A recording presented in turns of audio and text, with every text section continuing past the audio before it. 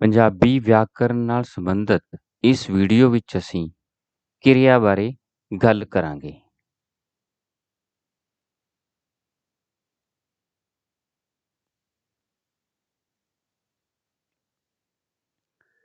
ਜਿਵੇਂ ਕਿ ਅਸੀਂ ਜਾਣਦੇ ਹੀ ਹਾਂ ਕਿ ਵਿਆਕਰਨ ਦੇ ਮੁੱਖ ਤੌਰ 'ਤੇ 4 ਭਾਗ ਹਨ। ਪਹਿਲਾ ਹੈ ਧੁਨੀ ਬੋਧ, ਫਿਰ ਅੱਖਰ ਬੋਧ ਜਾਂ ਵਰਨ ਬੋਧ, ਤੀਜਾ ਹੈ ਸ਼ਬਦ ਬੋਧ ਤੇ ਚੌਥਾ ਹੈ ਵਾਕ ਬੋਧ।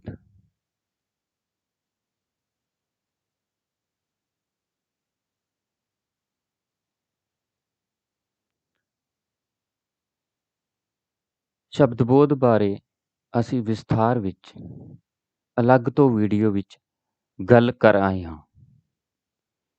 ਫਿਰ ਵੀ ਇਸ ਨੂੰ ਸੰਖੇਪ ਵਿੱਚ ਸਮਝਦੇ ਹਾਂ। ਸ਼ਬਦ ਬੋਧ ਦੇ ਮੁੱਖ ਤੌਰ 'ਤੇ 2 ਭਾਗ ਹਨ।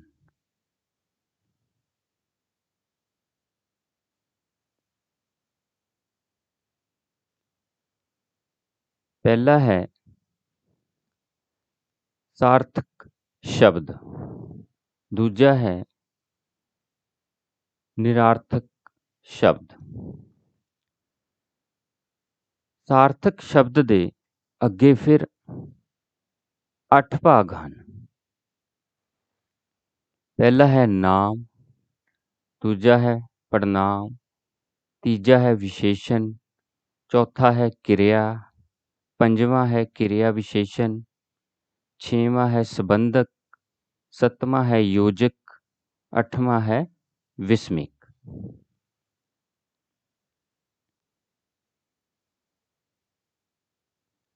ਪੰਜਾਬੀ ਵਾਕ ਬਣਤਰ ਵਿੱਚ 3 ਮੁੱਢਲੇ ਤੱਤ ਕਾਰਜਸ਼ੀਲ ਹੁੰਦੇ ਹਨ। ਪਹਿਲਾ ਹੈ ਕਰਤਾ। ਕਿਸੇ ਵੀ ਵਾਕ ਵਿੱਚ ਕੰਮ ਕਰਨ ਵਾਲੇ ਨੂੰ ਕਰਤਾ ਕਿਹਾ ਜਾਂਦਾ ਹੈ। ਭਾਵ ਵਾਕ ਵਿੱਚ ਕਿਰਿਆ ਦਾ ਕਾਰਜ ਕਰਨ ਵਾਲੇ ਨੂੰ ਕਰਤਾ ਕਿਹਾ ਜਾਂਦਾ ਹੈ। ਜਿਵੇਂ ਰਾਜਨ ਖੇਡ ਰਿਹਾ ਹੈ, ਵਾਕ ਵਿੱਚ ਰਾਜਨ ਕਰਤਾ ਹੈ।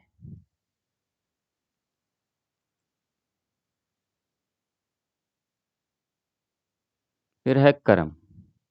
ਵਾਕ ਵਿੱਚ ਕਰਤਾ ਦੁਆਰਾ ਜਿਸ ਉੱਤੇ ਕੰਮ ਕੀਤਾ ਗਿਆ ਹੋਵੇ ਉਸ ਨੂੰ ਕਰਮ ਕਿਹਾ ਜਾਂਦਾ ਹੈ। ਜਿਵੇਂ ਗੁਰਨੂਰ ਨੇ ਦੁੱਧ ਪੀਤਾ, ਵਾਕ ਵਿੱਚ ਦੁੱਧ ਕਰਮ ਹੈ।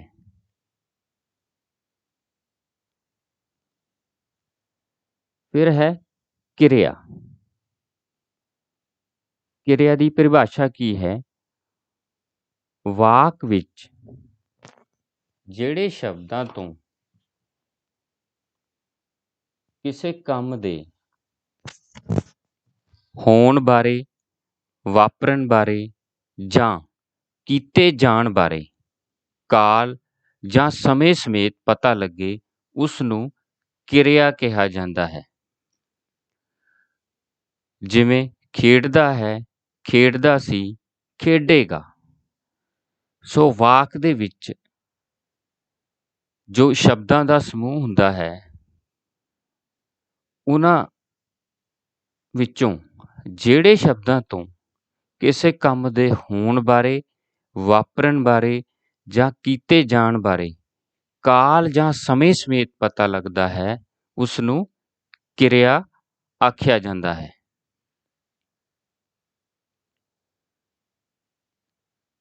ਕਿਰਿਆ ਨੂੰ ਸਮਝਣ ਤੋਂ ਪਹਿਲਾਂ ਆਓ ਧਾਤੂ ਬਾਰੇ ਸਮਝਦੇ ਹਾਂ। ਕਿਰਿਆ ਧਾਤੂ ਤੋਂ ਬਣਦੀ ਹੈ। ਧਾਤੂ ਮੂਲ ਸ਼ਬਦਾਂ ਨੂੰ ਕਿਹਾ ਜਾਂਦਾ ਹੈ। ਸੋ ਧਾਤੂ ਕੀ ਹੈ? ਮੂਲ ਸ਼ਬਦ ਹਨ। ਧਾਤੂ ਉਹ ਮੂਲ ਸ਼ਬਦ ਹੁੰਦੇ ਹਨ ਜਿਨ੍ਹਾਂ ਤੋਂ ਹਰ ਪ੍ਰਕਾਰ ਦੀਆਂ ਕਿਰਿਆਵਾਂ ਬਣਦੀਆਂ ਹਨ। ਸੋ ਇਸ ਗੱਲ ਦਾ ਅਸੀਂ ਧਿਆਨ ਰੱਖਣਾ ਹੈ ਕਿ ਹਰ ਪ੍ਰਕਾਰ ਦੀਆਂ ਜੋ ਕਿਰਿਆਵਾਂ ਹਨ ਉਹ ਧਾਤੂਆਂ ਤੋਂ ਬਣਦੀਆਂ ਹਨ ਤੇ ਧਾਤੂ ਮੂਲ ਸ਼ਬਦ ਹਨ। ਜਿਵੇਂ ਪੜ੍ਹ, ਲਿਖ, ਸੁਣ, ਭਰ, ਕਰ, ਖੇਡ, ਚੜ੍ਹ, ਲੜ ਆਦਿ। ਵਾਕ ਵਿੱਚ ਕਰਤਾ ਜਾਂ ਕਰਮ ਵਜੋਂ ਜੋ ਵੀ ਕਿਰਿਆ 'ਤੇ ਪ੍ਰਭਾਵ ਪੈਂਦਾ ਹੈ ਉਸ ਨੂੰ ਲਿੰਗ ਜਾਂ ਵਚਨ ਅਨੁਸਾਰ ਅਨੇਕਾਂ ਰੂਪਾਂ ਵਿੱਚ ਵੇਖਿਆ ਜਾ ਸਕਦਾ ਹੈ।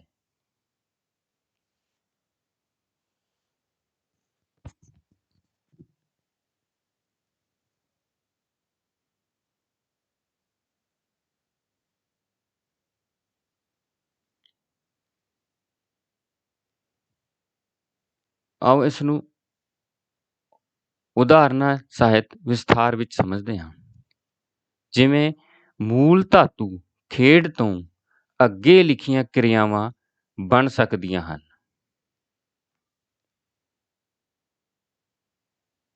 ਸੋ ਇਸ ਪਾਸੇ ਮੂਲ ਧਾਤੂ ਜੋ ਹੈ ਇਸ ਪਾਸੇ ਕਿਰਿਆਵਾਂ ਜੋ ਬਣ ਸਕਦੀਆਂ ਹਨ।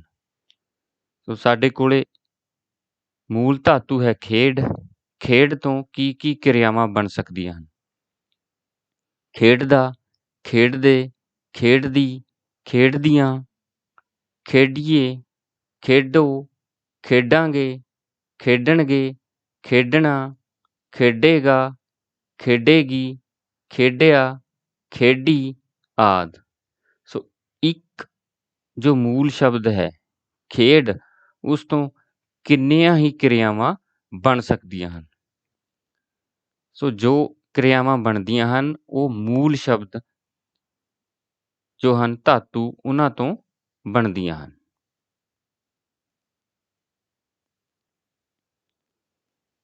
ਕਿਰਿਆ ਦੀ ਵੰਡ 4 ਤਰ੍ਹਾਂ ਨਾਲ ਕੀਤੀ ਜਾਂਦੀ ਹੈ। ਸੋ ਕਿਹੜੀ ਕਿਹੜੀ ਵੰਡ ਹੈ ਆਓ ਵੇਖਦੇ ਹਾਂ। ਪਹਿਲੀ ਪ੍ਰਕਾਰ ਦੀ ਵੰਡ ਹੈ ਜੋ ਉਸ ਅਨੁਸਾਰ ਕਿਰਿਆ 2 ਤਰ੍ਹਾਂ ਦੀ ਹੁੰਦੀ ਹੈ, ਆਕਰਮਕ ਕਿਰਿਆ, ਸਕਰਮਕ ਕਿਰਿਆ। ਦੂਜੀ ਪ੍ਰਕਾਰ ਦੀ ਵੰਡ ਅਨੁਸਾਰ ਕਿਰਿਆ ਦੇ 3 ਰੂਪ ਹਨ, ਸਧਾਰਨ ਕਿਰਿਆ, ਪ੍ਰੇਰਨਾਰਥਕ ਕਿਰਿਆ, ਦੂਹਰੀ ਪ੍ਰੇਰਨਾਰਥਕ ਕਿਰਿਆ। ਸੋ ਤੀਜੀ ਪ੍ਰਕਾਰ ਦੀ ਵੰਡ ਅਨੁਸਾਰ ਕਿਰਿਆ 2 ਤਰ੍ਹਾਂ ਦੀ ਹੈ, ਇਕਹਿਰੀ ਕਿਰਿਆ, ਸੰਯੁਕਤ ਕਿਰਿਆ। ਚੌਥੀ ਪ੍ਰਕਾਰ ਦੀ ਵੰਡ ਅਨੁਸਾਰ ਵੀ ਕਿਰਿਆ 2 ਤਰ੍ਹਾਂ ਦੀ ਹੈ, ਮੂਲ ਕਿਰਿਆ, ਸਹਾਇਕ ਕਿਰਿਆ।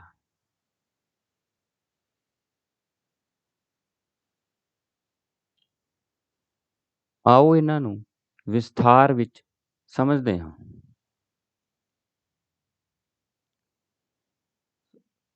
ਪਹਿਲੀ ਪ੍ਰਕਾਰ ਦੀ ਵੰਡ ਦਾ ਜੋ ਪਹਿਲਾ ਰੂਪ ਹੈ ਉਹ ਹੈ ਆਕਰਮਕ ਕਿਰਿਆ। ਆਕਰਮਕ ਸ਼ਬਦ ਦਾ ਅਰਥ ਹੈ ਬਿਨਾਂ ਕਰਮ ਤੋਂ। ਵਾਕ ਵਿੱਚ ਜਿਸ ਕਿਰਿਆ ਦਾ ਕਰਮ ਨਾ ਹੋਵੇ ਤੇ ਉਸ ਕਿਰਿਆ ਦਾ ਕਾਰਜ ਉਸ ਦੇ ਕਰਤਾ ਤੱਕ ਹੀ ਸੀਮਿਤ ਰਹੇ ਉਸ ਨੂੰ ਕਰਮਕ ਕਿਰਿਆ ਕਿਹਾ ਜਾਂਦਾ ਹੈ। ਜਿਵੇਂ ਇਸ ਦੇ ਨਾਮ ਤੋਂ ਹੀ ਸਪਸ਼ਟ ਹੈ, ਆਕਰਮਕ ਭਾਵ ਕਰਮ ਤੋਂ ਬਿਨਾਂ, ਬਿਨਾਂ ਕਰਮ ਤੋਂ। ਸੋ ਇਸ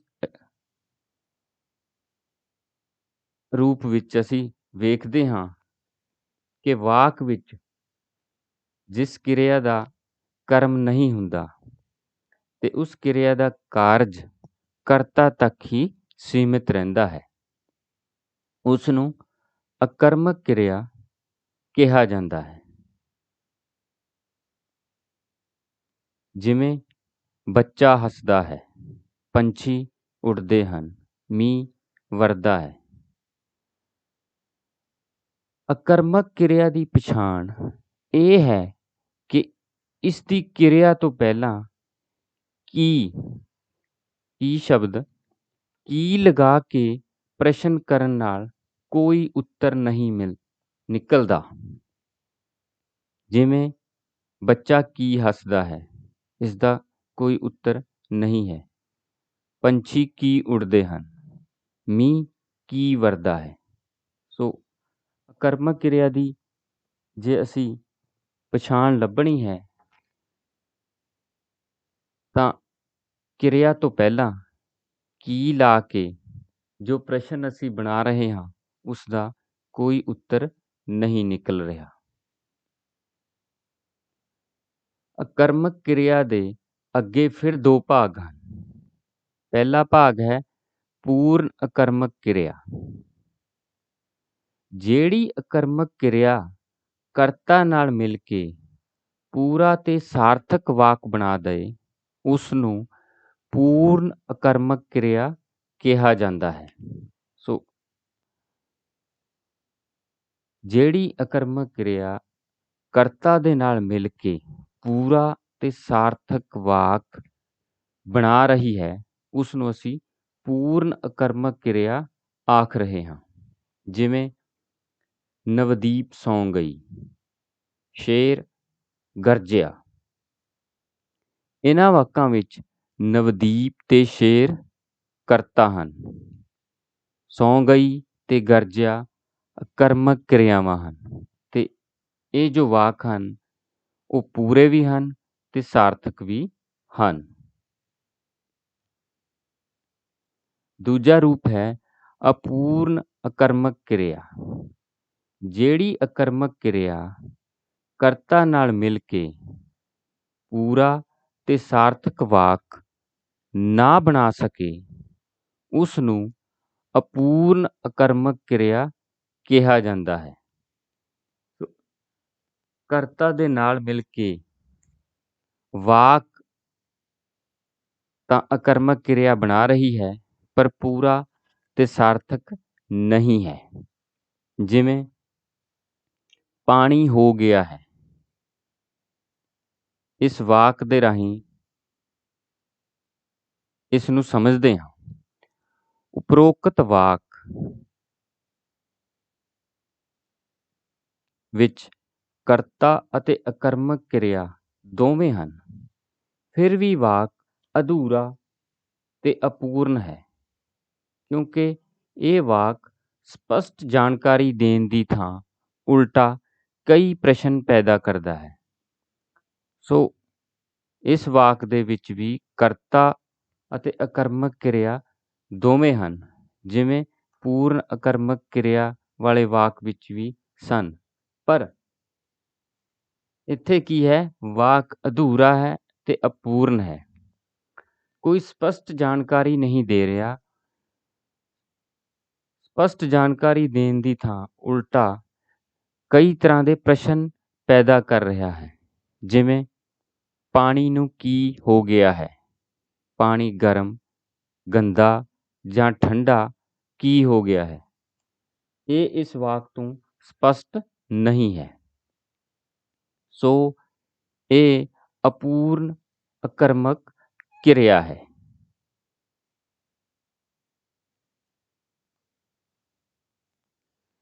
ਸੋ ਪਹਿਲੀ ਪ੍ਰਕਾਰ ਦੀ ਵੰਡ ਦਾ ਦੂਜਾ ਜੋ ਰੂਪ ਹੈ ਉਹ ਹੈ ਸਕਰਮਕ ਕਿਰਿਆ।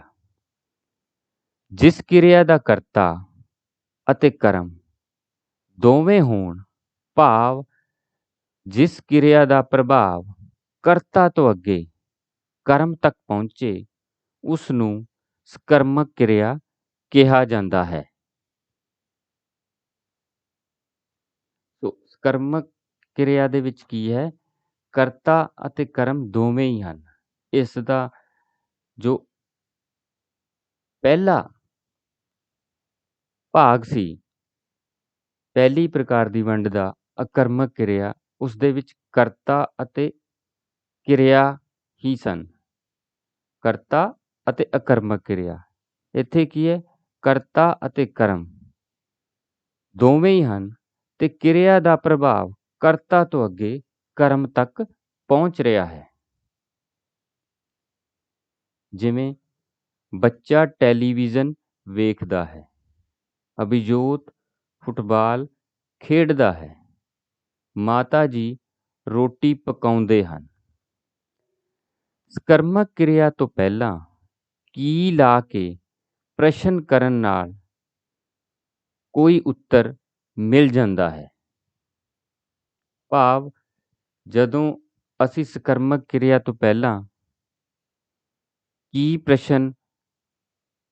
ਕੀ ਸ਼ਬਦ ਲਗਾ ਕੇ ਪ੍ਰਸ਼ਨ ਕਰ ਰਹੇ ਹਾਂ ਤਾਂ ਸਾਨੂੰ ਕੋਈ ਉੱਤਰ ਮਿਲ ਰਿਹਾ ਹੈ। ਜਿਵੇਂ ਬੱਚਾ ਕੀ ਵੇਖਦਾ ਹੈ? ਟੈਲੀਵਿਜ਼ਨ। ਅਭਿਜੋਤ ਕੀ ਖੇਡਦਾ ਹੈ? ਫੁੱਟਬਾਲ। ਮਾਤਾ ਜੀ ਕੀ ਪਕਾਉਂਦੇ ਹਨ? ਰੋਟੀ। ਸੋ ਸਕਰਮਕ ਕਿਰਿਆ ਦੀ ਪਛਾਣ ਇਹ ਹੈ ਕਿ ਕੀ ਲਾ ਕੇ ਸਕਰਮਕ ਕਿਰਿਆ ਤੋਂ ਪਹਿਲਾਂ ਕੀ ਲਾ ਕੇ ਪ੍ਰਸ਼ਨ ਕਰਨ ਨਾਲ ਕੋਈ ਉੱਤਰ ਮਿਲ ਰਿਹਾ ਹੈ। ਅਕਰਮਕ ਕਿਰਿਆ ਦੀ ਪਛਾਣ ਇਹ ਹੈ ਕਿ ਅਕਰਮਕ ਕਿਰਿਆ ਤੋਂ ਪਹਿਲਾਂ ਕੀ ਲਾ ਕੇ ਪ੍ਰਸ਼ਨ ਕਰਨ ਨਾਲ ਕੋਈ ਉੱਤਰ ਨਹੀਂ ਨਿਕਲਦਾ। ਸਕਰਮਕ ਕਿਰਿਆ ਦੇ ਅੱਗੇ ਫਿਰ ਦੋ ਹਿੱਸੇ ਹਨ, ਦੋ ਭਾਗ ਹਨ। ਪਹਿਲਾ ਹੈ ਪੂਰਨ ਸਕਰਮਕ ਕਿਰਿਆ। ਜਿਹੜੀ ਸਕਰਮਕ ਕਿਰਿਆ ਕਰਤਾ ਤੇ ਕਰਮ ਨਾਲ ਮਿਲ ਕੇ ਪੂਰਾ ਤੇ ਅਰਥਪੂਰਨ ਵਾਕ ਬਣਾਵੇ ਉਸ ਨੂੰ ਪੂਰਨ ਸਕਰਮਕ ਕਿਰਿਆ ਕਿਹਾ ਜਾਂਦਾ ਹੈ। ਸੋ ਅਜਿਹੀ ਸਕਰਮਕ ਕਿਰਿਆ ਜੋ ਕਰਤਾ ਤੇ ਕਰਮ ਨਾਲ ਮਿਲ ਕੇ ਪੂਰਾ ਤੇ ਅਰਥਪੂਰਨ ਵਾਕ ਬਣਾ ਰਹੀ ਹੈ, ਉਹ ਪੂਰਨ ਸਕਰਮਕ ਕਿਰਿਆ ਹੈ। ਜਿਵੇਂ ਕੁੜੀਆਂ ਨੇ ਗਿੱਧਾ ਪਾਇਆ। ਇਸ ਵਾਕ ਵਿੱਚ ਕੁੜੀਆਂ ਕਰਤਾ ਹਨ, ਗਿੱਧਾ ਕਰਮ ਹੈ ਤੇ ਪਾਇਆ ਸਕਰਮਕ ਕਿਰਿਆ ਹੈ। ਸੋ ਇੱਥੇ ਕਰਤਾ ਵੀ ਹੈ, ਕਰਮ ਵੀ ਹੈ, ਸਕਰਮਕ ਕਿਰਿਆ ਵੀ ਹੈ। ਸੋ ਵਾਕ ਪੂਰਾ ਹੋਣ ਦੇ ਨਾਲ ਨਾਲ ਅਰਥਪੂਰਨ ਵੀ ਹੈ। ਸਕਰਮਕ ਕਿਰਿਆ ਦਾ ਦੂਜਾ ਭਾਗ ਹੈ ਅਪੂਰਨ ਸਕਰਮਕ ਕਿਰਿਆ। ਜਿਹੜੀ ਸਕਰਮਕ ਕਿਰਿਆ ਕਰਤਾ ਤੇ ਕਰਮ ਨਾਲ ਮਿਲ ਕੇ ਪੂਰਾ ਤੇ ਅਰਥਪੂਰਨ ਵਾਕ ਨਾ ਬਣਾ ਸਕੇ ਉਸ ਨੂੰ ਅਪੂਰਨ ਸਕਰਮਕ ਕਿਰਿਆ ਕਿਹਾ ਜਾਂਦਾ ਹੈ। ਸੋ ਪੂਰਨ ਸਕਰਮਕ ਕਿਰਿਆ ਦੇ ਵਿੱਚ ਕੀ ਹੈ? ਕਰਤਾ ਤੇ ਕਰਮ ਨਾਲ ਮਿਲ ਕੇ ਜੋ ਸਕਰਮਕ ਕਿਰਿਆ ਹੈ ਉਹ ਪੂਰਾ ਤੇ ਅਰਥਪੂਰਨ ਵਾਕ ਬਣਾ ਰਹੀ ਹੈ। ਪਰ ਅਪੂਰਨ ਸਕਰਮਕ ਕਿਰਿਆ ਦੇ ਵਿੱਚ ਕਰਤਾ ਵੀ ਹੈ, ਕਰਮ ਵੀ ਹੈ, ਸਕਰਮਕ ਕਿਰਿਆ ਵੀ ਹੈ, ਪਰ ਵਾਕ ਪੂਰਾ ਨਹੀਂ ਬਣ ਰਿਹਾ।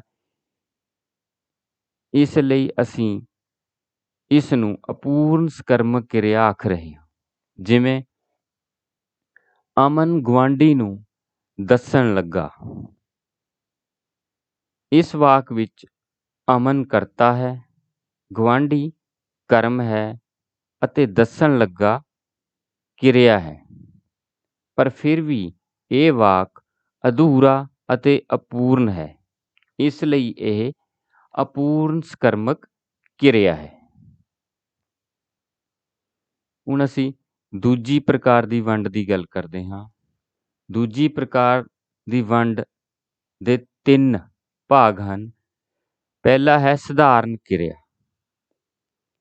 ਕਿਰਿਆ ਦੇ ਜਿਸ ਰੂਪ ਤੋਂ ਪਤਾ ਲੱਗੇ ਕਿ ਉਸ ਨੂੰ ਕਰਨ ਵਾਲਾ ਕਰਤਾ ਆਪ ਹੈ, ਉਸ ਕਿਰਿਆ ਨੂੰ ਸਧਾਰਨ ਕਿਰਿਆ ਕਿਹਾ ਜਾਂਦਾ ਹੈ।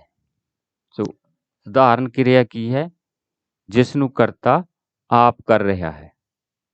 ਜਿਵੇਂ ਉਹ ਕਿਤਾਬ ਪੜ੍ਹਦੀ ਹੈ। ਸੋ ਦੂਜੀ ਪ੍ਰਕਾਰ ਦੀ ਵੰਡ ਦਾ ਦੂਜਾ ਭਾਗ ਹੈ ਪ੍ਰੇਰਨਾਰਥਕ ਕਿਰਿਆ। ਕਿਰਿਆ ਦੇ ਜਿਸ ਰੂਪ ਤੋਂ ਇਹ ਪਤਾ ਲੱਗੇ ਕਿ ਉਸ ਨੂੰ ਕਰਨ ਵਾਲਾ ਕਰਤਾ ਆਪ ਨਹੀਂ ਸਗੋਂ ਕਿਰਿਆ ਕਿਸੇ ਹੋਰ ਤੋਂ ਕਰਵਾਈ ਜਾਂਦੀ ਹੈ, ਉਸ ਕਿਰਿਆ ਨੂੰ ਪ੍ਰੇਰਨਾਰਥਕ ਕਿਰਿਆ ਕਿਹਾ ਜਾਂਦਾ ਹੈ। ਸੋ ਸਧਾਰਨ ਕਿਰਿਆ ਦੇ ਵਿੱਚ ਕੀ ਹੈ ਕਿ ਕਰਤਾ ਆਪ ਕਰ ਰਿਹਾ ਹੈ ਕਿਰਿਆ ਨੂੰ। ਪ੍ਰੇਰਨਾਰਥਕ ਕਿਰਿਆ ਦੇ ਵਿੱਚ ਕਰਤਾ ਆਪ ਨਹੀਂ ਕਰ ਰਿਹਾ ਸਗੋਂ ਕਿਰਿਆ ਕਿਸੇ ਹੋਰ ਤੋਂ ਕਰਵਾਈ ਜਾ ਰਹੀ ਹੈ। ਜਿਵੇਂ ਕੋਚ ਸਾਹਿਬ ਖਿਡਾਰੀਆਂ ਨੂੰ ਹਰ ਰੋਜ਼ ਅਭਿਆਸ ਕਰਵਾਉਂਦੇ ਹਨ। ਸੋ ਇੱਥੇ ਜੋ ਕਿਰਿਆ ਹੈ ਉਹ ਕੋਈ ਹੋਰ ਕਰ ਰਿਹਾ ਹੈ, ਕਿਸੇ ਹੋਰ ਤੋਂ ਕਰਵਾਈ ਜਾ ਰਹੀ ਹੈ। ਦੂਜੀ ਪ੍ਰਕਾਰ ਦੀ ਵੰਡ ਦਾ ਤੀਜਾ ਭਾਗ ਹੈ ਦੂਹਰੀ ਪ੍ਰੇਰਨਾਰਥਕ ਕਿਰਿਆ। ਕਿਰਿਆ ਦੇ ਜਿਸ ਰੂਪ ਤੋਂ ਇਹ ਪਤਾ ਲੱਗੇ ਕਿ ਕਰਤਾ ਕਿਸੇ ਦੂਜੇ ਵਿਅਕਤੀ ਨੂੰ ਪ੍ਰੇਰਨਾ ਦੇ ਕੇ ਉਹ ਕਿਰਿਆ ਕਿਸੇ ਤੀਜੇ ਵਿਅਕਤੀ ਕੋਲੋਂ ਕਰਵਾਉਣ ਲਈ ਕਹਿੰਦਾ ਹੈ, ਉਸ ਨੂੰ ਦੂਹਰੀ ਪ੍ਰੇਰਨਾਰਥਕ ਕਿਰਿਆ ਕਿਹਾ ਜਾਂਦਾ ਹੈ। ਸੋ ਸਧਾਰਨ ਕਿਰਿਆ ਦੇ ਵਿੱਚ ਕਰਤਾ ਕਿਰਿਆ ਨੂੰ ਆਪ ਕਰ ਰਿਹਾ ਹੈ। ਪ੍ਰੇਰਨਾਰਥਕ ਕਿਰਿਆ ਦੇ ਵਿੱਚ ਕਿਰਿਆ ਕਿਸੇ ਹੋਰ ਤੋਂ ਕਰਵਾਈ ਜਾ ਰਹੀ ਹੈ। ਦੂਹਰੀ ਪ੍ਰੇਰਨਾਰਥਕ ਕਿਰਿਆ ਦੇ ਵਿੱਚ ਕਰਤਾ ਕਿਸੇ ਦੂਜੇ ਵਿਅਕਤੀ ਨੂੰ ਪ੍ਰੇਰਨਾ ਦੇ ਕੇ ਉਹ ਕਿਰਿਆ ਕਿਸੇ ਤੀਜੇ ਵਿਅਕਤੀ ਕੋਲੋਂ ਕਰਵਾਉਣ ਲਈ ਕਹਿ ਰਿਹਾ ਹੈ। ਸੋ ਸਧਾਰਨ ਕਿਰਿਆ ਦੇ ਵਿੱਚ ਪਹਿਲੇ ਰੂਪ ਦੇ ਵਿੱਚ ਹੀ ਕਰਤਾ ਆਪ ਕਰ ਰਿਹਾ ਹੈ। ਪ੍ਰੇਰਨਾਰਥਕ ਕਿਰਿਆ ਦੇ ਵਿੱਚ ਦੂਜੇ ਵਿਅਕਤੀ ਤੋਂ ਕਿਰਿਆ ਕਰਵਾਈ ਜਾ ਰਹੀ ਹੈ ਤੇ ਦੂਹਰੀ ਪ੍ਰੇਰਨਾਰਥਕ ਦੇ ਵਿੱਚ ਤੀਜੇ ਵਿਅਕਤੀ ਤੋਂ। ਜਿਵੇਂ ਪਿਤਾ ਜੀ, ਮੈਂ ਪਹਿਲੇ ਦਰਜੇ ਵਿੱਚ 8ਵੀਂ ਜਮਾਤ ਪਾਸ ਕਰ ਲਈ ਹੈ, ਹੁਣ ਮੇਰੇ ਲਈ ਦਰਜੀ ਤੋਂ ਨਵੀਂ ਵਰਦੀ ਸਿਲਵਾ ਦਿਓ। ਸੋ ਮੈਂ ਕਰਤਾ ਹੈ, ਪਿਤਾ ਜੀ ਦੂਜਾ ਵਿਅਕਤੀ ਹੋ ਗਏ ਅਤੇ ਕਿਰਿਆ ਤੀਜੇ ਵਿਅਕਤੀ ਤੋਂ ਕਰਵਾਏ ਜਾਣ ਲਈ ਕਿਹਾ ਜਾ ਰਿਹਾ ਹੈ। ਸੋ ਹੁਣ ਅਸੀਂ ਤੀਜੇ ਪ੍ਰਕਾਰ ਦੀ ਵੰਡ ਵੱਲ ਵਧਣ ਤੋਂ ਪਹਿਲਾਂ ਕਿਰਿਆ ਦੇ ਇਹਨਾਂ ਤਿੰਨਾਂ ਰੂਪਾਂ ਨੂੰ ਉਦਾਹਰਨਾਂ ਸਾਹਿਤ ਹੋਰ ਸਮਝਣ ਦੀ ਕੋਸ਼ਿਸ਼ ਕਰਦੇ ਹਾਂ। ਇਹ ਹੈ ਸਧਾਰਨ ਰੂਪ, ਫਿਰ ਪ੍ਰੇਰਨਾਰਥਕ ਰੂਪ, ਫਿਰ ਦੂਹਰਾ ਪ੍ਰੇਰਨਾਰਥਕ ਰੂਪ। ਸਧਾਰਨ ਰੂਪ ਦੇ ਵਿੱਚ ਹੈ ਉਕਰਨਾ, ਉਕਰਾਉਣਾ, ਉਕਰਵਾਉਣਾ। ਲਿਖਣਾ ਸਧਾਰਨ ਰੂਪ ਹੈ ਲਿਖਵਾਉਣਾ, ਲਿਖਣਾ, ਲਿਖਾਉਣਾ ਤੇ ਫਿਰ ਲਿਖਵਾਉਣਾ। ਇਹ ਦੂਹਰਾ ਪ੍ਰੇਰਨਾਰਥਕ ਰੂਪ ਹੋ ਗਿਆ। ਸਧਾਰਨ ਰੂਪ ਹੈ ਪਕੜਨਾ, ਪ੍ਰੇਰਨਾਰਥਕ ਰੂਪ ਪਕੜਾਉਣਾ, ਦੂਹਰਾ ਪ੍ਰੇਰਨਾਰਥਕ ਰੂਪ ਹੋ ਗਿਆ ਪਕੜਵਾਉਣਾ। ਫਿਰ ਵਿਛਣਾ, ਵਿਛਾਉਣਾ, ਵਿਛਵਾਉਣਾ। ਪੜ੍ਹਨਾ, ਪੜ੍ਹਾਉਣਾ, ਪੜ੍ਹਵਾਉਣਾ। ਸੋ ਇਸ ਤਰ੍ਹਾਂ ਜੋ ਸ਼ਬਦ ਹੈ ਉਸ ਦੇ ਤਿੰਨ ਰੂਪ ਬਣ ਰਹੇ ਹਨ। ਜਦੋਂ ਕਿਰਿਆ ਦੇ ਵਿੱਚ ਉਹ ਸਧਾਰਨ ਰੂਪ 'ਚ ਆ ਰਿਹਾ ਹੈ, ਪ੍ਰੇਰਨਾਰਥਕ ਰੂਪ ਦੇ ਵਿੱਚ ਆ ਰਿਹਾ ਹੈ, ਜਾਂ ਦੂਹਰਾ ਪ੍ਰੇਰਨਾਰਥਕ ਰੂਪ ਜੋ ਹੈ ਉਸਦਾ ਉਹ ਹੈ। ਹੁਣ ਤੀਜੀ ਪ੍ਰਕਾਰ ਦੀ ਵੰਡ। ਪਹਿਲਾ ਭਾਗ ਹੈ ਇਕਹਿਰੀ ਕਿਰਿਆ। ਜਿਸ ਵਾਕ ਵਿੱਚ ਕਿਰਿਆ ਇੱਕ ਸ਼ਬਦ ਦੀ ਹੋਵੇ ਉਸ ਨੂੰ ਇਕਹਿਰੀ ਕਿਰਿਆ ਕਿਹਾ ਜਾਂਦਾ ਹੈ। ਭਾਵ ਇਸ ਦੇ ਨਾਮ ਤੋਂ ਹੀ ਸਪਸ਼ਟ ਹੈ ਕਿ ਜਿੱਥੇ ਕਿਰਿਆ ਇੱਕ ਸ਼ਬਦ ਦੀ ਹੋਵੇ ਉਸ ਨੂੰ ਇਕਹਿਰੀ ਕਿਰਿਆ ਕਹਿੰਦੇ ਹਨ। ਜਿਵੇਂ ਅਭਿਜੋਤ ਕਿਤਾਬ ਪੜ੍ਹ, ਮਨਜੋਤ ਸੇਬ ਖਾ। ਇਹਨਾਂ ਵਾਕਾਂ ਵਿੱਚ ਪੜ੍ਹ ਅਤੇ ਖਾ ਕਿਰਿਆਵਾਂ ਇੱਕ ਹੀ ਸ਼ਬਦ ਤੋਂ ਬਣੀਆਂ ਹਨ, ਇਸ ਲਈ ਇਹ ਇਕਹਿਰੀ ਕਿਰਿਆਵਾਂ ਹਨ। ਫਿਰ ਤੀਜੀ ਪ੍ਰਕਾਰ ਦੀ ਵੰਡ ਦਾ ਦੂਜਾ ਭਾਗ ਹੈ ਸੰਯੁਕਤ ਕਿਰਿਆ। ਜਦੋਂ ਕਿਸੇ ਕਿਰਿਆ ਦਾ ਰੂਪ ਇੱਕ ਤੋਂ ਵਧੇਰੇ ਕਿਰਿਆ ਸ਼ਬਦਾਂ ਦੇ ਸੰਯੋਗ ਤੋਂ ਬਣੇ ਉਸ ਨੂੰ ਸੰਯੁਕਤ ਕਿਰਿਆ ਕਹਿੰਦੇ ਹਨ। ਸੋ ਕਿਰਿਆ ਦਾ ਜੋ ਰੂਪ ਹੈ ਉਹ ਇੱਕ ਤੋਂ ਵਧੇਰੇ ਕਿਰਿਆ ਸ਼ਬਦਾਂ ਦੇ ਸੰਯੋਗ ਤੋਂ ਬਣ ਰਿਹਾ ਹੈ। ਜਿਵੇਂ ਮੈਂ ਹਰ ਰੋਜ਼ ਪੜ੍ਹਿਆ ਕਰਾਂਗਾ, ਅੰਦਰ ਆਉਣ ਤੋਂ ਪਹਿਲਾਂ ਤੂੰ ਘੰਟੀ ਵਜਾ ਦਿਆ ਕਰ। ਸੋ ਇਹ ਜੋ ਸ਼ਬਦ ਹਨ, ਇਹਨਾਂ ਵਾਕਾਂ ਵਿੱਚ ਕਿਰਿਆਵਾਂ ਇੱਕ ਤੋਂ ਵੱਧ ਸ਼ਬਦਾਂ ਨਾਲ ਬਣੀਆਂ ਹਨ, ਇਸ ਲਈ ਇਹ ਸੰਯੁਕਤ ਕਿਰਿਆਵਾਂ ਹਨ। ਸੋ ਇੱਥੇ ਜੋ ਕਿਰਿਆ ਸ਼ਬਦ ਹਨ ਇਹ 2 ਹਨ, ਇੱਥੇ 4 ਹੋ ਗਏ। ਹੁਣ ਚੌਥੀ ਪ੍ਰਕਾਰ ਦੀ ਵੰਡ, ਜਿਸ ਦੇ 2 ਭਾਗ ਹਨ, ਮੂਲ ਕਿਰਿਆ, ਸਹਾਇਕ ਕਿਰਿਆ। ਮਾਤਾ ਜੀ ਮੰਜੀ ਉੱਤੇ ਬੈਠੇ ਹਨ। ਮਾਸਟਰ ਜੀ ਨੇ ਇਹ ਪਾਠ ਕੱਲ੍ਹ ਪੜ੍ਹਾਇਆ ਸੀ। ਅੱਧੀ ਛੁੱਟੀ ਵਿੱਚ ਵਿਦਿਆਰਥੀ ਰੌਲਾ ਪਾਉਂਦੇ ਸਨ। ਸੋ ਇਹ ਉਦਾਹਰਨ ਲਈ ਸਾਡੇ ਕੋਲ 3 ਵਾਕ ਹਨ। ਇਹਨਾਂ ਵਾਕਾਂ ਦੇ ਅੰਤਲੇ ਕਾਲੇ ਰੰਗ ਦੇ 2-2 ਸ਼ਬਦ ਅਜਿਹੇ ਹਨ ਜਿਨ੍ਹਾਂ ਨੂੰ ਅਸੀਂ ਕਿਰਿਆ ਕਹਿ ਸਕਦੇ ਹਾਂ। ਪਹਿਲਾ ਇੱਕ ਸ਼ਬਦ ਬੈਠੇ, ਪੜ੍ਹਾਇਆ, ਪਾਉਂਦੇ। ਸੋ ਇਹ ਜੋ ਅੰਤ ਦੇ ਵਿੱਚ ਹਨ, ਇਹ 2-2 ਜੋ ਸ਼ਬਦ ਹਨ ਕਾਲੇ ਰੰਗ ਵਾਲੇ, ਇਹ ਕਿਰਿਆ ਹਨ। ਸੋ ਪਹਿਲਾ ਸ਼ਬਦ ਇੱਥੇ ਵੀ ਪਹਿਲਾ ਸ਼ਬਦ ਤੇ ਇੱਥੇ ਵੀ ਪਹਿਲਾ ਸ਼ਬਦ, ਇਹ ਜੋ ਹਨ ਇਹ ਮੂਲ ਕਿਰਿਆ ਹਨ। ਅਤੇ ਦੂਜਾ ਇੱਕ ਸ਼ਬਦ ਹਨ, ਸੀ, ਸਨ, ਸਹਾਇਕ ਕਿਰਿਆ ਹਨ। ਸੋ ਇਹ ਚੌਥੀ ਪ੍ਰਕਾਰ ਦੀ ਵੰਡ ਦੇ ਅਨੁਸਾਰ ਹੈ ਕਿ ਇਹ ਜੋ 3 ਸ਼ਬਦ ਹਨ ਇਹ ਮੂਲ ਕਿਰਿਆ ਹਨ, ਇਹ ਅੰਤ ਵਾਲੇ ਸ਼ਬਦ ਸਹਾਇਕ ਕਿਰਿਆ ਹਨ।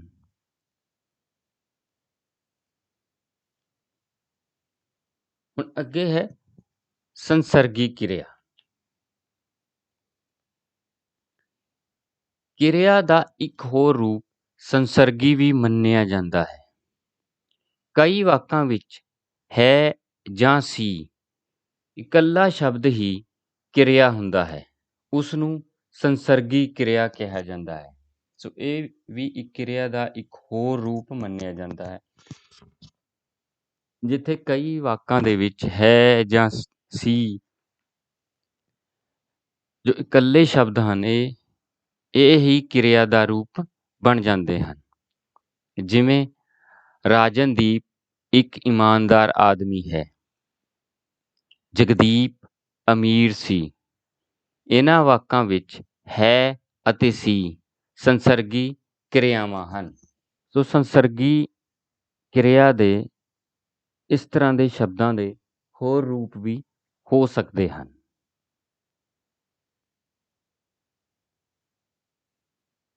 ਹੁਣ ਸਾਡੇ ਅਭਿਆਸ ਲਈ ਕੁਝ ਪ੍ਰਸ਼ਨ ਹਨ ਜਿਨ੍ਹਾਂ ਦੇ ਉੱਤਰ ਤੁਸੀਂ ਲੱਭ ਕੇ ਆਪਣੀ ਕਾਪੀਆਂ ਦੇ ਵਿੱਚ ਲਿਖਣੇ ਹਨ। ਇਹਨਾਂ ਦੇ ਉੱਤਰ ਤੁਹਾਨੂੰ, ਬਹੁਤ ਸਾਰੇ ਪ੍ਰਸ਼ਨਾਂ ਦੇ ਉੱਤਰ ਤੁਹਾਨੂੰ ਇਸ ਵੀਡੀਓ ਵਿੱਚ ਹੀ ਮਿਲ ਜਾਣਗੇ। ਕੁਝ ਦੇ ਤੁਸੀਂ ਅਭਿਆਸ ਨਾਲ ਆਪ ਲੱਭਣੇ ਹਨ। ਜੇ ਕਿਸੇ ਪ੍ਰਸ਼ਨ ਦਾ ਉੱਤਰ ਨਹੀਂ ਮਿਲ ਰਿਹਾ ਤਾਂ ਤੁਸੀਂ ਕਮੈਂਟ ਸੈਕਸ਼ਨ ਦੇ ਵਿੱਚ ਜਾ ਕੇ ਲਿਖ ਦੇਣਾ ਹੈ, ਤੁਹਾਨੂੰ ਉਸ ਦਾ ਉੱਤਰ ਮਿਲ ਜਾਏਗਾ। ਹੇਠ ਲਿਖੇ ਪ੍ਰਸ਼ਨਾਂ ਦੇ ਉੱਤਰ ਪੁਸਤਿਕਾ ਵਿੱਚ ਲਿਖੋ। ਕਿਰਿਆ ਦੀਆਂ ਮੁੱਖ ਤੌਰ ਤੇ ਕਿੰਨੀਆਂ ਕਿਸਮਾਂ ਹਨ? ਜਿਸ ਵਾਕ ਵਿੱਚ ਕਿਰਿਆ ਦਾ ਕਰਮ ਹੋਵੇ ਉਸ ਕਿਰਿਆ ਨੂੰ, ਖਾਲੀ ਸਥਾਨ ਹੈ ਫਿਰ ਭਰਨਾ ਹੈ ਤੁਸੀਂ, ਕਹਿੰਦੇ ਹਨ। ਰਣਬੀਰ ਇਮਾਨਦਾਰ ਆਦਮੀ ਹੈ, ਵਾਕ ਵਿੱਚ ਸੰਸਰਗੀ ਕਿਰਿਆ ਕਿਹੜੀ ਹੈ? ਅਕਰਮਕ ਕਿਰਿਆ ਦੀਆਂ ਕਿਸਮਾਂ ਦੇ ਨਾਂ ਲਿਖੋ। ਫਿਰ ਅੱਗੇ ਕੁਝ ਬਹੁ ਵਿਕਲਪੀ ਉੱਤਰਾਂ ਵਾਲੇ ਪ੍ਰਸ਼ਨ ਹਨ ਕਿ ਤੁਸੀਂ ਦਿੱਤੇ ਗਏ ਵਿਕਲਪਾਂ ਵਿੱਚੋਂ ਸਹੀ ਉੱਤਰ ਚੁਣਨਾ ਹੈ। ਪਹਿਲਾ ਪ੍ਰਸ਼ਨ ਹੈ, ਜਿਹੜੇ ਸ਼ਬਦ ਕਿਸੇ ਕੰਮ ਦੇ ਹੋਣ ਜਾਂ ਵਾਪਰਨ ਸੰਬੰਧੀ ਕਾਲ ਸਾਹਿਤ ਜਾਣਕਾਰੀ ਦੇਣ, ਉਹਨਾਂ ਨੂੰ ਕੀ ਕਿਹਾ ਜਾਂਦਾ ਹੈ? ਸੋ ਕੀ ਕਿਹਾ ਜਾਂਦਾ ਹੈ, ਸਾਡੇ ਕੋਲੇ 4 ਵਿਕਲਪ ਹਨ। ਵਿਸ਼ੇਸ਼ਣ, ਪੜਨਾਮ, ਸੰਬੰਧਕ ਕਿਰਿਆ। ਸੋ ਇਹਨਾਂ ਦੇ ਵਿੱਚੋਂ ਵੇਖਦੇ ਹਾਂ ਕਿ ਸਹੀ ਉੱਤਰ ਕੀ ਹੈ। ਵਿਸ਼ੇਸ਼ਣ ਨਹੀਂ ਹੈ, ਉਹ ਗਾਇਬ ਹੋ ਗਿਆ ਹੈ। ਪੜਨਾਮ ਵੀ ਨਹੀਂ ਹੈ, ਉਹ ਗਾਇਬ ਹੋ ਗਿਆ ਹੈ। ਸੰਬੰਧਕ ਵੀ ਨਹੀਂ ਹੈ। ਸੋ ਸਾਡਾ ਉੱਤਰ ਹੈ ਕਿਰਿਆ। ਅਗਲੇ ਜੋ 3 ਪ੍ਰਸ਼ਨ ਹਨ ਉਹ ਤੁਹਾਡੇ ਅਭਿਆਸ ਲਈ ਹਨ। ਜਿਹੜੇ ਸ਼ਬਦ ਤੋਂ ਕਿਰਿਆਵਾਂ ਬਣਦੀਆਂ ਹਨ ਉਹਨਾਂ ਨੂੰ ਕੀ ਕਿਹਾ ਜਾਂਦਾ ਹੈ? ਮੂਲ ਸ਼ਬਦ ਜਾਂ ਧਾਤੂ, ਪੜਨਾਮ, ਸੰਬੰਧਕ, ਵਿਸ਼ੇਸ਼ਣ। ਸੋ ਇਹਨਾਂ 4 ਵਿਕਲਪਾਂ ਵਿੱਚੋਂ ਤੁਸੀਂ ਸਹੀ ਉੱਤਰ ਚੁਣਨਾ ਹੈ। ਮੈਂ ਸਾਰੇ ਵਿਦਵਾਨਾਂ ਨੂੰ ਜਾਣਦਾ ਹਾਂ। ਵਾਕ ਵਿੱਚ ਮੁੱਖ ਕਿਰਿਆ ਕਿਹੜੀ ਹੈ? ਪਹਿਲਾ ਵਿਕਲਪ ਹੈ ਮੈਂ, ਦੂਜਾ ਹੈ ਸਾਰੇ, ਤੀਜਾ ਹੈ ਵਿਦਵਾਨਾਂ, ਚੌਥਾ ਵਿਕਲਪ ਹੈ ਜਾਣਦਾ ਹਾਂ। ਸੋ ਇਹਨਾਂ ਵਿੱਚੋਂ ਤੁਸੀਂ ਸਹੀ ਉੱਤਰ ਚੁਣਨਾ ਹੈ। ਚੌਥਾ ਪ੍ਰਸ਼ਨ ਹੈ ਦਿੱਤੇ ਗਏ ਵਿਕਲਪਾਂ ਵਿੱਚੋਂ ਕਿਰਿਆ ਚੁਣੋ। ਪਹਿਲਾ ਵਿਕਲਪ ਹੈ ਹੱਸਦੇ, ਖੇਡਦੇ, ਨੱਚਦੇ। ਦੂਜਾ ਵਿਕਲਪ ਹੈ ਲੜਕੇ, ਲੜਕੀ, ਗੱਭਰੂ। ਤੀਜਾ ਵਿਕਲਪ ਹੈ ਕੌਣ, ਕੀ, ਕਿਹੜਾ। ਚੌਥਾ ਵਿਕਲਪ ਹੈ ਸ਼ੇਰ, ਘੋੜਾ, ਮੋਰ। ਸੋ ਇਹ ਜੋ ਪ੍ਰਸ਼ਨ ਹਨ ਇਹ ਤੁਹਾਡੇ ਅਭਿਆਸ ਲਈ ਹਨ। ਤੁਸੀਂ ਇਹਨਾਂ ਦੇ ਉੱਤਰ ਲੱਭ ਕੇ ਆਪਣੀ ਕਾਪੀਆਂ ਦੇ ਵਿੱਚ ਲਿਖਣੇ ਹਨ। ਜੇ ਕਿਸੇ ਪ੍ਰਸ਼ਨ ਦਾ ਉੱਤਰ ਨਹੀਂ ਮਿਲ ਰਿਹਾ ਤਾਂ ਇਸ ਵੀਡੀਓ ਦੇ ਕਮੈਂਟ ਸੈਕਸ਼ਨ ਵਿੱਚ ਜਾ ਕੇ ਤੁਸੀਂ ਆਪਣਾ ਜੋ ਪ੍ਰਸ਼ਨ ਹੈ ਉਹ ਲਿਖ ਦੇਣਾ ਹੈ, ਤੁਹਾਨੂੰ ਉਸ ਦਾ ਉੱਤਰ ਮਿਲ ਜਾਏਗਾ। ਸੋ ਇਸ ਵੀਡੀਓ ਦਾ ਵਾਰ-ਵਾਰ